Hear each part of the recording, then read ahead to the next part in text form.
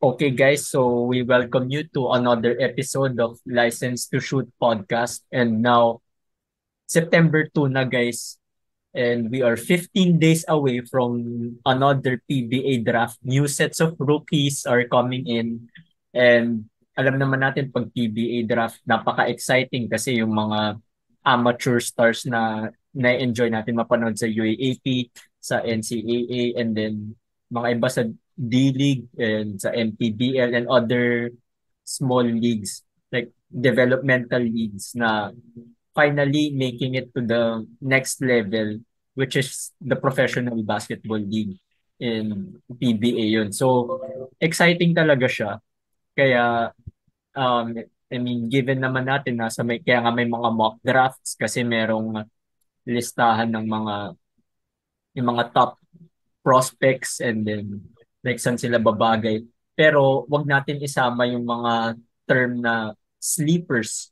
Kasi iba, we have great sleepers such as Larry Fonacher way back 2005 ata.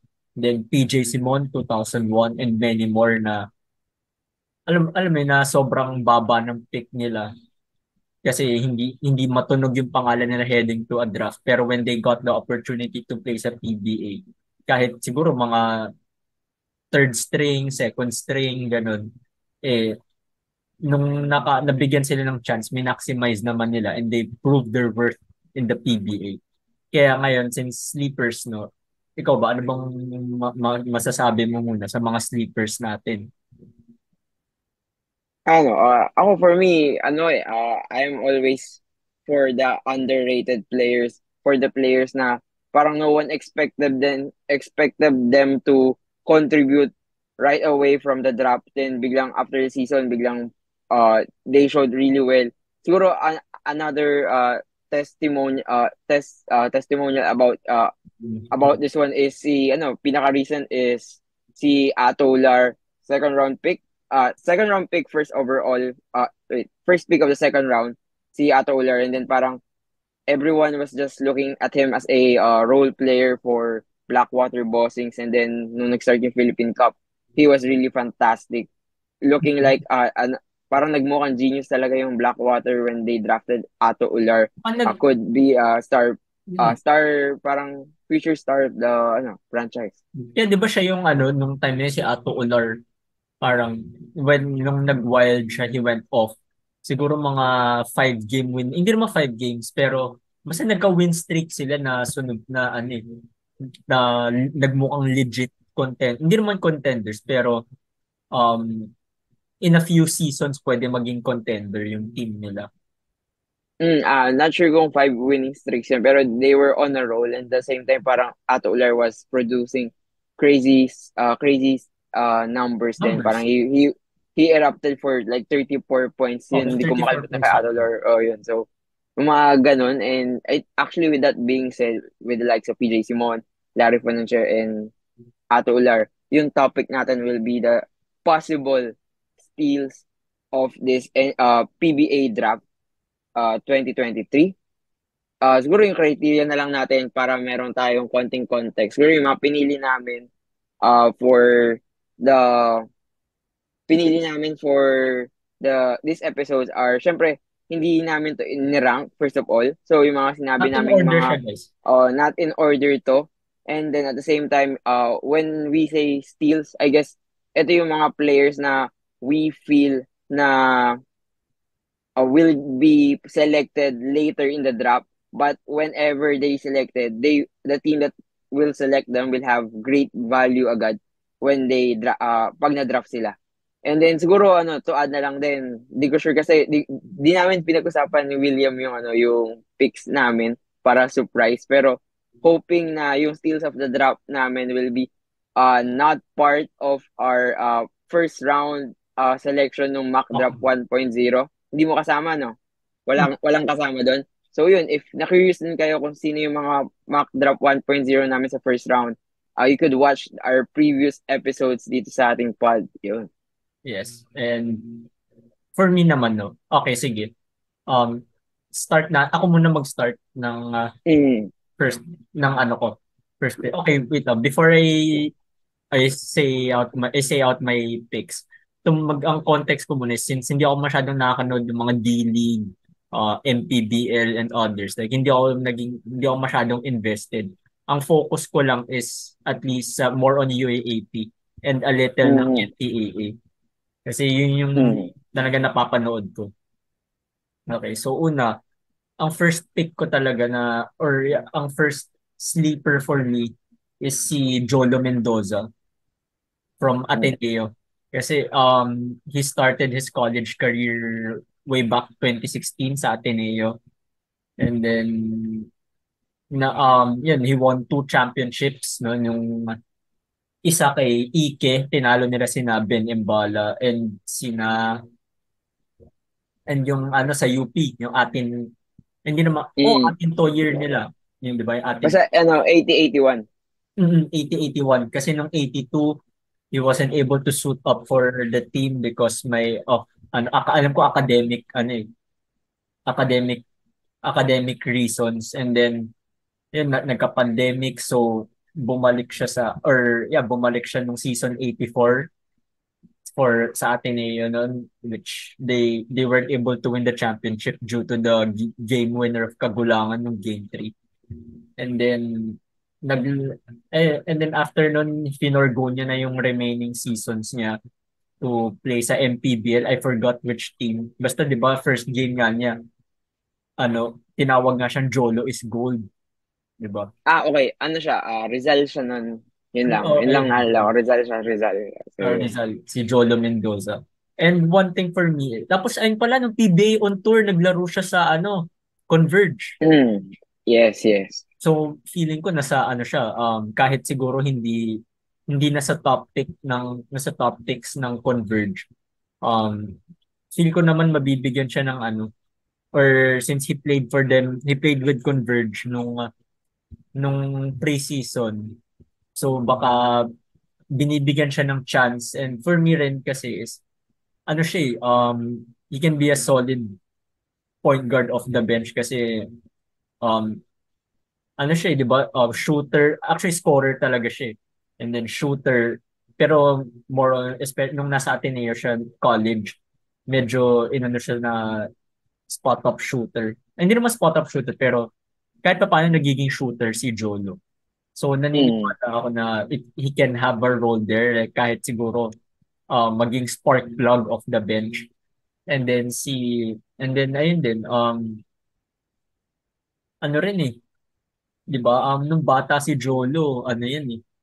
Alam naman natin 'di ba? Like na sa mga guestings dati, alala ko nung sa Shoot First nung in-interview si Tyler tsaka si Mamu nung SBP tsaka nung UAAP Juniors yung Ateneo team nun kay Jolo Mendoza talaga eh.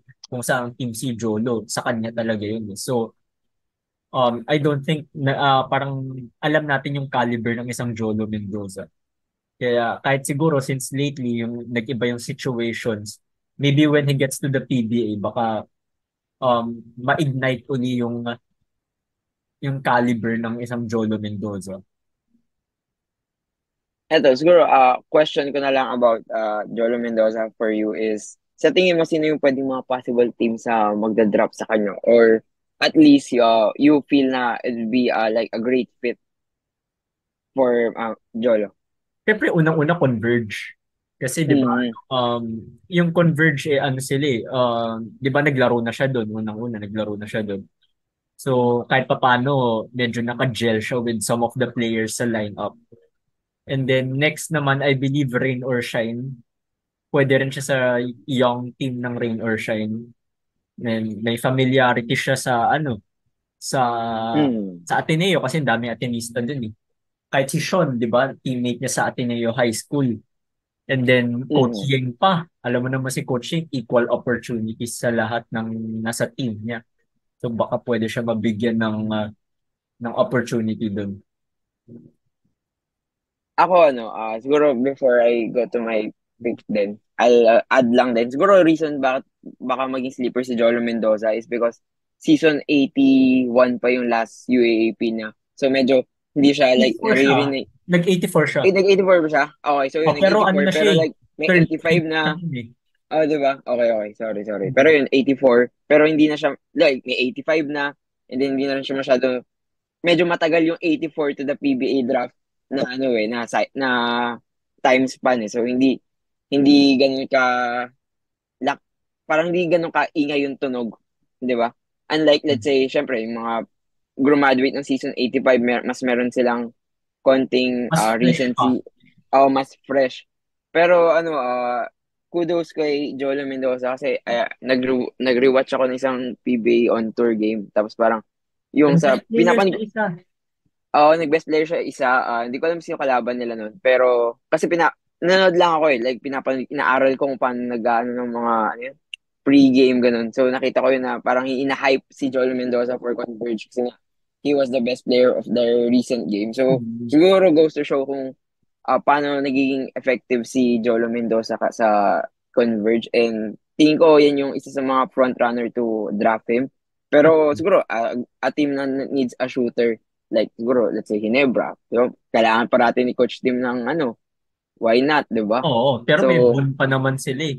oo nga, pero why not? Kasi ako for me Mhm. ano, yung Rainer Shine feeling ko baka medyo same sila ni Anton Asistio ng role na like a shooter na ginagawang point Point guard kasi guard. nga medyo Oo. maliit, 'di ba? Medyo- Pero let's see kay Jolo. I guess tayo naman sa pick ko. Actually, hindi ko alam kung sino ipipick ko.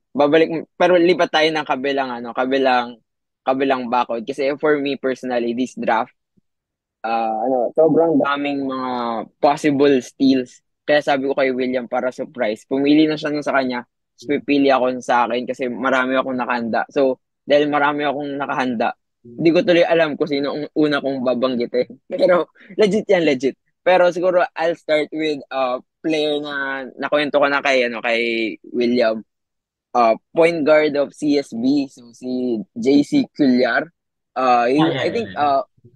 for me, siguro, baka third round pa siya magpakita sa draft, pero third round or maybe early as of a late second round, I put him as a possible steal of the draft. Kasi kung ano yung kaya niyang dalhin for an PBA team. So, he won't provide stars, the moon and the stars agad. The moon and the stars probably hindi niya magagawa yun. Pero he will be a reliable point guard of the bench. Yun lang yung tingin ko yun. Kaya siya, for me, I could say na pwedeng maging steal of the draft kasi he will be a good backup point guard of the future kung he will be placed on the right team. And kung sa mga hindi nakakakilala kay JC Cuellar, siyang UE Red Warrior na went to CSB on like season 90, wait, ano ba ngayon? If I'm not mistaken, 97 pa siya dumating ng CSB. Season 81 yung last niya sa UAAP. So after his last season in the UAAP, lumipat siya sa CSB. And siguro mas nakikilala siya as the guy na yung may picture na hinaharangan yung kakampi niya nung nagkaroon ng infamous brawl sa NCAA. And siguro, for me, that's not a bad thing na dun siya nakikilala. Kasi siguro it just goes to show yung character niya na he's willing to sacrifice his body just to protect his teammates. And I guess, yun yung value na madadala niya sa isang team sa PBA na he will do his best kung kailangan niya i-sacrifice yung sarili niya just for the team to win, to protect his teammates. And I guess you're gonna get someone of a player na merong well, good values, and at the same time merong leadership instincts. And yun nga, I think yun din hinahanap mo sa isang backup point guard eh. Marunong dumefend, kaya niya mag-defend, kaya niya mag-playmake, and at the same time kaya niya mag-lead dun sa second unit. So with that being said, yun yung I guess my first pick na ay hindi yung first pick, like my unang kunwentong possible steal of Mhm. this draft. Yes. Honestly, well, hindi kasi masyado nakakanood ng ANC. Pero di ba hindi siya yung top point guard nila sa sa CSB? Pero siya yung pang-neutralize. Oo. Like, siya yung Hindi naging in alam ko top general. point Like, guard ata nila si Sanko. si, Eh di Sanko tuloy si ano? hindi, Sangkos, Di, di, big di, man, yun, di, di- kasi, ikaw kasi, alam ko kung bakit nakilala mo si Sangko, kasi yun Oo, yung oo, sumapak kaya, oo. no? Oo. So, Di, di, di. hindi si Hindi Sangko yung yun. isa pa, hindi si Sanko eh. Isa pa sa CSB. si Si, Naive yata siguro yung hindi tinutukoy din mo. yun yung, Naive. ano rin Oh, yung sige. dating NU.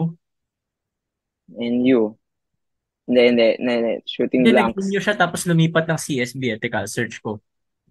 Sige. Pero yun, for to add na lang din, team na tingin ko bagay sa kanila, kay JC Clear will be, of course, Rain or Shine. By the way, dahil Ayun, si sinabi ko Migs Rain or Shine, Ocson. off guard yan. Off guard yan. Guard pala siya. Okay, Pero okay. yun, Sorry, bagay hindi sa talaga kanya, ako masyadong nakakanood ng NC. bagay sa kanya is Rain or Shine. Pero bibigyan ko na kayo ng disclaimer kasi nag-Rain or Shine si William kanina at ako din. Tapos meron kaming episode about Rain or Shine. Hindi kami bias. Hindi ako bias sa Rain or Shine. Uunahin ko na agad. Believe lang Siguro kami sa lang, young team nila. believe kami sa young team nila and I just siguro lang ako kasi I am really always rooting for underrated players, defensive players na somehow siguro bagay lang talaga sa rain or shine culture and at the same time sa sistema ni Yeng Giao. So hindi ko na masisiyan pero I'm not biased sa kanila at all. So pero yun, kunento ko lang kasi puro rain or shine din yung mga guys na sasabihin ko, pwede din sa rain or shine pero hindi ko na sasabihin na bagay sa rain or shine. So yun, JC Clear, feeling ko bagay sa rain or shine. And then Meralco din. Meron bang point guard ang Meralco? Wala na. Si Backup pala, backup. Aaron Blackcrest Banquero. Pero like, 'di ba, si Chris Banquero medyo nag-play din na as a two, 'di ba? And then hindi naman siya super nagkakaroon ng minutes. Tsaka ano po si Chris So, Banquero daw, ano eh, naka-trading block. ayun. So, Sabi ni like, 'di Snow ba? eh. So, yun, if nagdagdag sila ng player na pwede nilang makuha sa second round or third round, 'di ba? Like a backup point guard, why not? Hmm. And yun. I guess balik naman tayo sa iyong pick naman.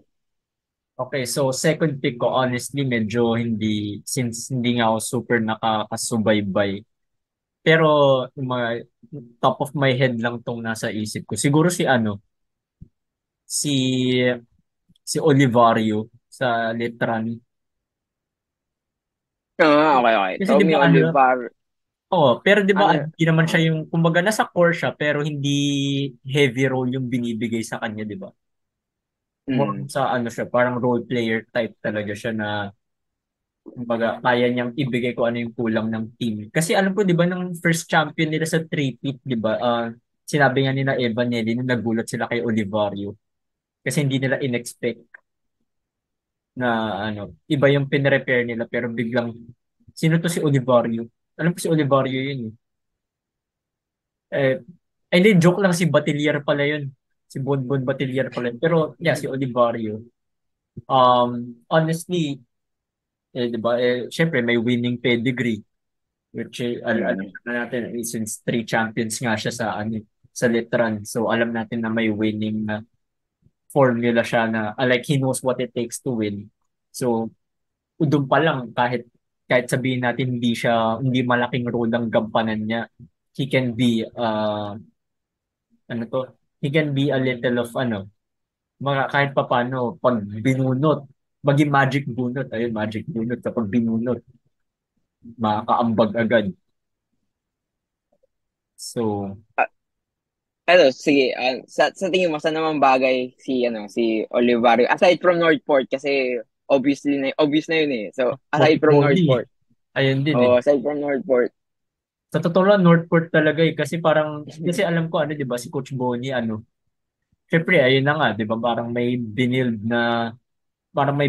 na culture sa Letran si Coach Bonnie. Tapos now na nalipat siya sa Northport, di ba, kumbaga, pwedeng continuation yun eh, ng kung ano yung binild niya sa Letran, na especially now, paakyat na yung mga yan eh. Yung like yung especially mga nasa first champion niya nung way back 2019 sa season 95 since umaakit na sila. Eksakto, umaakit din si Coach Bonnie sa PBA. Kahit pa paano may familiarity na siya na kasi player ko to nung college. Eh. Parang ginawa ni Coach Alden with Converge.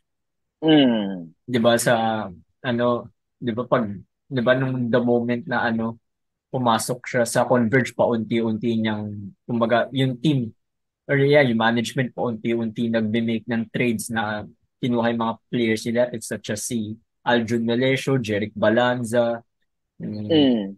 sila yung pinaka-notable pero alam ko may mga tinrade pa siya na former players niya sa Lasal and Letran.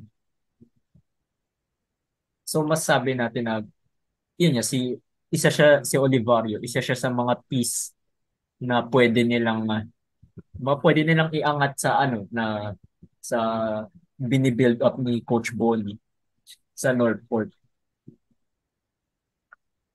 Okay, so I think guess I'll be going back sa aking pick. And then actually I'm surprised na pumili ka ng NCAA. Kasi feeling ko talaga parang ikaw magiging UAAP, so ako magiging NCAA. So na-torn na naman ako. Actually, dun na ako kay JC Culler na-torn kasi yung last two ko nakaset na eh. Pero nagsabi ka ng ng NCAA, so iniisip ko mag-UAAP na ba ako, mag-NCAA ako. Kahit sino, mas madami ka Hindi, pang actually, kesa sa oo nga. akin. Oh, hindi kasi I'm just really a fan of like this possible steals of the draft, mga players na makikita natin siguro sa second to the third, fourth round ng draft kasi sobrang stack talaga nung Loaded nag-start yung sa draft. second round o actually yung first round natin hindi man sakto like set na eh pero yung second to fourth round roller coaster na yan para sa akin. So with Hirap that being gumawa ng said, mock draft. Mm. Pero with that being said, possible. Oops. Okay, yan. Hello, hello. I'm back. Okay, nawala yung nag-black. Pero anyway, with that being said, my pick naman na possible steal of the draft will be an LPU Pirate. Hindi na ako mag-UAP. I'm gonna go all NCAA in this video. Enoch Valdez. I'm not sure kung kilala mo siya. Uh, Hindi ako masyado nakalog kanina ng Lyceum. actually kasama ko siya sa pinipili ko din talaga kanina. Pinipili ko talaga na kasama dito. Pero kanina ko lang din tinake a look kung ano nga ba klaseng player tong si Enoch Valdez. And he started NCAA, I'm not sure if 94 or 95. 94. Started NCAA 94 sa LPU with CJ Perez pa noon, Coach Topex. Medyo power forward pa yung laruan niya. Pero coming into season 98, the recent season, he's more of a two-guard na. Ginagawa na siyang defensive player, a two-guard do-it-all kind of swingman for Coach Gilbert Malabanan. And siguro eto na lang, bakit siya din yung napili ko? Kasi he's a defensive wing, pero at the same time, nung tinanong siya ng isang ABS-CBN article na nabasa ko kanina, sino daw yung parang mako-compare niya sa sarili niya dun sa sa PBA. And I guess pareho tayong matutuwa dun sa sinabi niya. Sabi niya, nakikita niya yung sarili niya as an Alex Stockton. So siguro not point guard kasi wingman siya, hindi naman siya super galing magbaba ng bola. Pero Pero pwede defender. yung defensive intensity ng isang Alex Stockton, yun daw yung parang Basically, a kahit pa dog. paano makukuha mo when you pick Enoch Valdez. And sabi ko, pwedeng maging possible steal to. And when you go look for players sa second, third, and fourth round, syempre, yung mga teams tumitingin na rin sila sa specialties eh. Like a shooter, a defender, and si Enoch Valdez is a defender from the NCAA. So baka when he will be picked siguro second round or maybe third round, tingin ko dun siya naglalaro. He will be a good player agad for the team that will draft him. And at the same time, he's athletic and he's 6'2", 6'3", so medyo, di ba, matangkad pa. May size. And may size. And offensively, hindi naman siya yung three-point shooter, hindi siya yung mid-range, pero he could hit occasionally, so do it all nga siya. And siguro bagay sa kanya, feeling ko Phoenix kahit wala na si Coach Topex doon. And then, siguro at team na naghahanap ng defenders. Pwedeng NLEX, pwede siyang ma-mentor nila Torreliano, nila, Yung maliit sino na to? si, Trullian. si Sean Anthony sa NLEX, di ba? Tama, di ba? Oo. Ay, hindi. Oo, so, In-expose, wait lang, check ko. parang doon lang naman naglalaro yan eh, Phoenix or NLEX eh. Di ba? Pero parang yung, alam mo yung parang pwede siyang matrain under those kind of great wings din na hindi naman offensively known as a scorers pero defense, yung sipag, dahil sa mga sipag nila, nagkakaroon sila ng long stay in the PBA. So, I guess, yun. For me, Enoch Valdez is my possible steal of the draft. And then, ayun, ikaw. Okay, so last na, actually, wait lang, before we continue, ang pansin ko lang hindi lang naman sa sleepers and all. Pero feel ko ngayon nang mag-thrive na sa draft class na to is more on yung mga role players. Kasi na-notice ko lang, di Mhm. ba, parang lahat ng team except Terra Firma, di ba? Parang sila lang yung ano eh, walang yung kumbaga halos lahat ng teams meron silang kumbaga at least star of the future or star of Mhm. the future or currently na star nila na i-build around na yun nga sa kanila i-build around yung team. So maybe mukhang time to for role players na at least be start as a complementary piece to the superstars na kumbaga yun nga yung selected stars ng mga teams. Pero yung last ko naman, wait, so ito medyo trick ito ah. Kung kasi kumpleto, mas madami kang alam sa marami ka na Hindi, kasi ito, it's okay. Ito kasi yung, like, ito yung 40 ko eh. Like, draft, sobrang ah, hype ako sa draft. Kahit yun. pa paano, pinapanood ko talaga yung mga players na to. College pa lang, di man high school, college pa lang sila. And then, Oo. hoping na Pero madraft ako kasi sila. UAAP Uh, lang kasi talaga ako na mm, nakaano. Pero sige, ano, for me naman, siguro, I can go with ano, si Rafi Verano, Ateneo ulit. Eh, mhm, 'di ba? Ayun din, tulad ni Jolo Mendoza, 'di ba? He wasn't able to play season 82. Sabay sila nun due to academic ano academic problems. So he played bumalik siya season 84 sa Ateneo pero nakita mo 'di ba na kaya niya na mag-tres kasi siya yung starting four ni ano ni Coach Tab nung season 81. Pati nung ano season 84 pero paminsan-minsan kaya niya na mag-tres kasi ano mas height niya 6'3 tapos power forward. So, syempre sa PBA, medyo undersized yun. Unless magsa-small ball yung team, pwede siyang mhm, eh pero 'di ba nung time din na yun na pre-pandemic, more on sa ilalim siya eh. Sa loob biglang ng season 84, 'di ba may outside shooting na siya. Tapos isa pa ano nung game 3 parang fourth quarter ata to or overtime. Basta may isang tres si Verano na nag-bounce tapos ang tawag, lucky bounce. Ayun, lucky bounce na tira niya. Siguro ako sabi ko, wow, nag-i-improve yung shooting ni Rafi. Kasi prior to, Wait lang. okay, Wait lang. Tama. Kasi kilala ko si Rafi Vera. Hindi ko siya kilala personally. Pero, like, I know his game. He is a stretch four talaga simula pa nung alam ko hindi siya ganun ka, ano, season hindi ako 79. masyadong, hindi ako sure kung stretch siya. Pero like nung napapanood ko siya, alam ko more on sa ano siya eh, loob siya eh. Yun, parang tayo baliktad. Parang mas kilala ko siya sa labas. Although nung nag-start siya, nung napanood ko siya starting season 89, ay 79, sorry, ng UAAP. Hindi pa siya super, polish siya sa stretch 4. Bangko pa siya nung season 80, season 79. Season 80 pa nabi, iba nag, nabibigyan na siya ng season 79. Kaya ako lang siya naalala. Alam mo bakit? Bakit? Hindi ko alam kung ako lang to. Pero kasi 'di ba yun yung graduate na si Keeper Rabena. Tapos medyo kabuok niya si Keeper Rabena. Sabi ko, uy, kapalitan kamukha ni Keeper Rabena, baka kalaruan din ni Keeper Rabena. Legit, di ko alam kung ako lang yung nakapansin na parang may hawig sila nung umpisa. Bro, na ko lang na-notice, sabi ko, o nga no, parang may resemblance. Nung sinabi mo, sabi ko, o nga no, parang may resemblance ni Yun, Keeper. kaya alam Tumangkad ko na lang. stretch 4 siya eh. Kaya alam ko na medyo stretch 4 na siya nung simula eh. Sure ba Kasi siya? Sorry, kahit pa paano may shooting.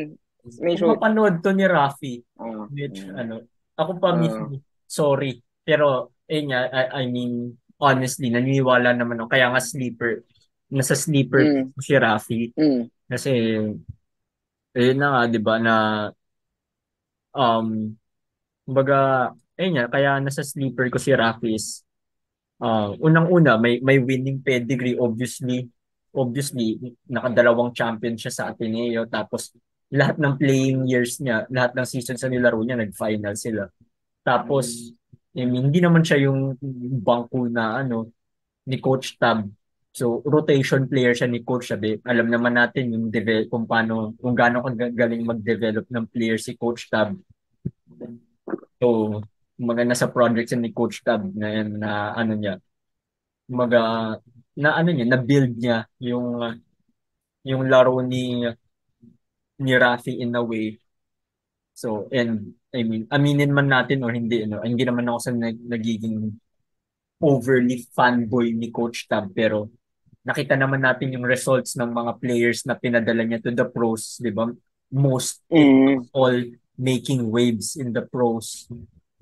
Di ba? So, yeah, I mean, mahirap i-count out yung Ateneo boys ni Coach Tab. Yeah, kaya for me, kahit sabihin natin na at least yung last few seasons niya in the UAAP or like, yeah, yung last few years of his UAAP journey medyo rocky because of the suspension and then the pandemic, di ba?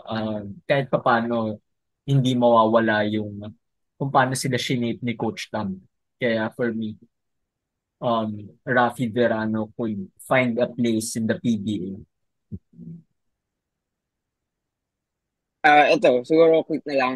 Saan team mo sila gustong mapunta? Saan team mo siya tingin bagay mapunta? Si Rafi, ito yung mga mahirap tanongin. Siguro sa um, pwedeng NLEX. Mm-hmm. Stretch ko. Kasi di ba hindi naman stretch si BGR? Hindi, hindi. May shooting lang pero hindi naman Oo. reliable. Actually, wait lang, naalala ko na si Verano. Oo nga pala, may shooting siya, may pagka-stretch big siya nun. Pero hindi pa ganun parang nung early years niya sa Mm. UAP, parang hindi pa siya, how do I say this ba? Hindi pa full, parang nagpo-progress pa lang siya. Okay, Mm. naalala ko na. Oo. May pa lang siya. Kumbaga pa ni ko, work in progress pa lang siya ng time na yun.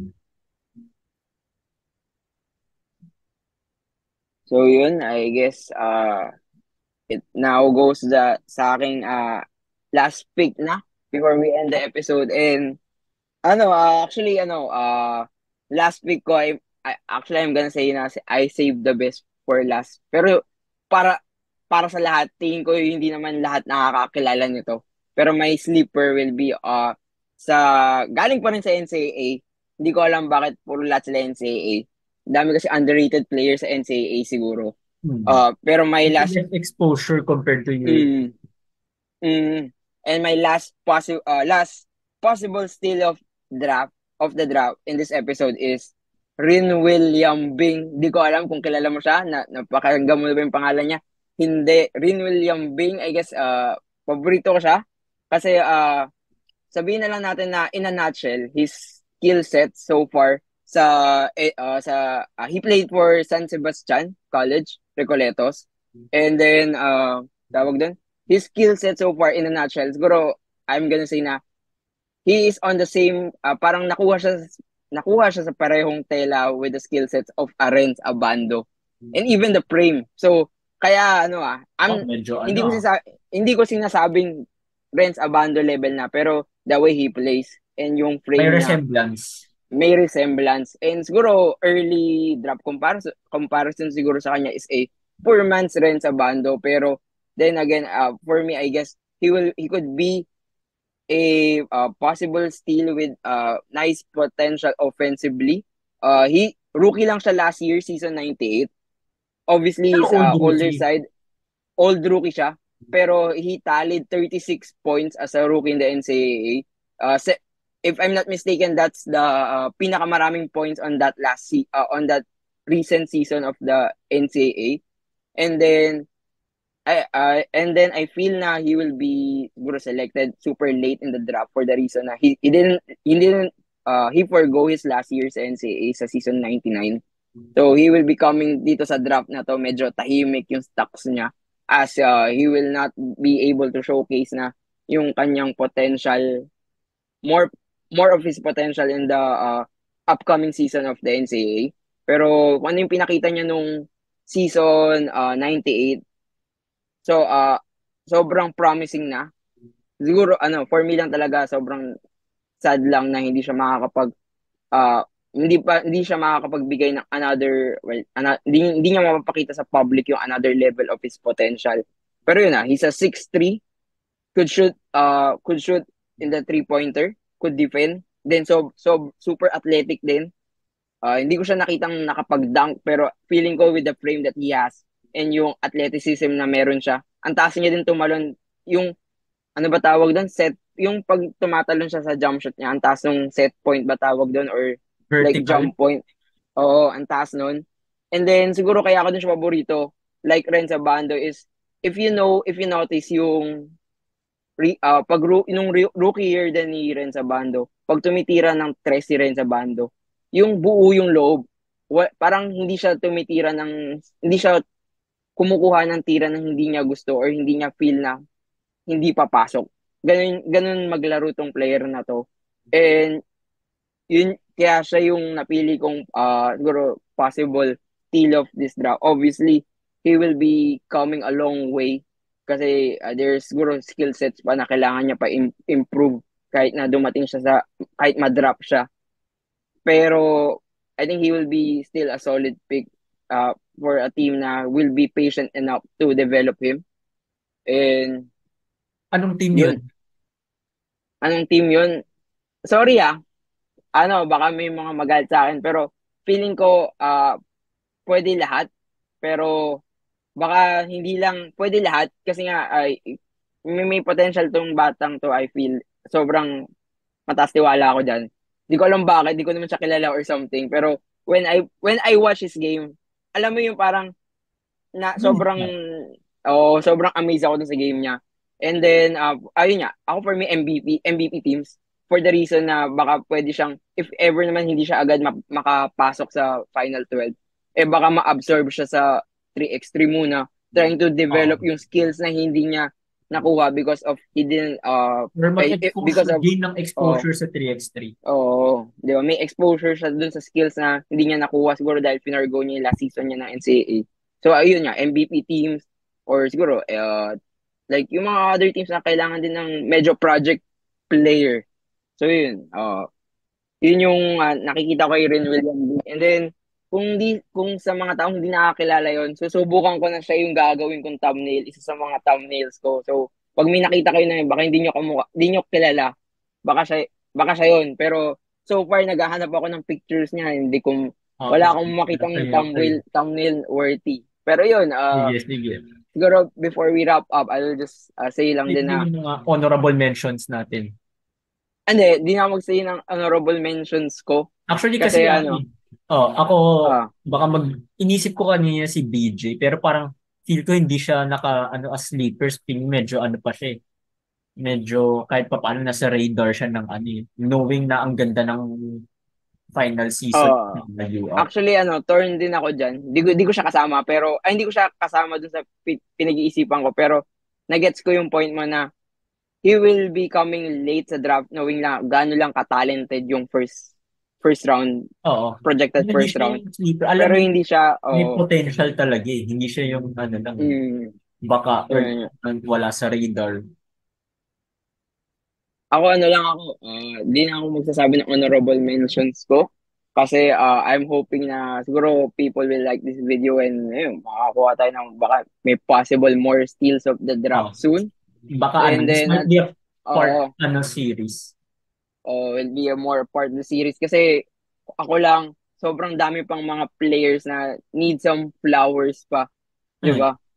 Kasi sobrang stack and loaded to yung draft na to in the second to the fourth round. So sobrang daming pwedeng mga players talaga na give flowers to and highlight them kahit papano. And then tong six naman na pinili namin, hindi naman ito yung six players na top six na possible steals of the draft. They were just the players na nakikitaan namin ng like Oh, potential and at the same time we want to give this players flowers then and hoping for the best to them sa parating na PBA draft. Yes, and so yeah, dito na po magtatapos ang ano, and September 17 na ang draft, guys. So exciting, and we'll try to talk more about the PBA draft sa upcoming episodes namin. And yeah, that's all for now, and we have other plans na hindi muna namin di-disclose. So yeah, and this has been William Go, And this is Miguel C. and peace be out.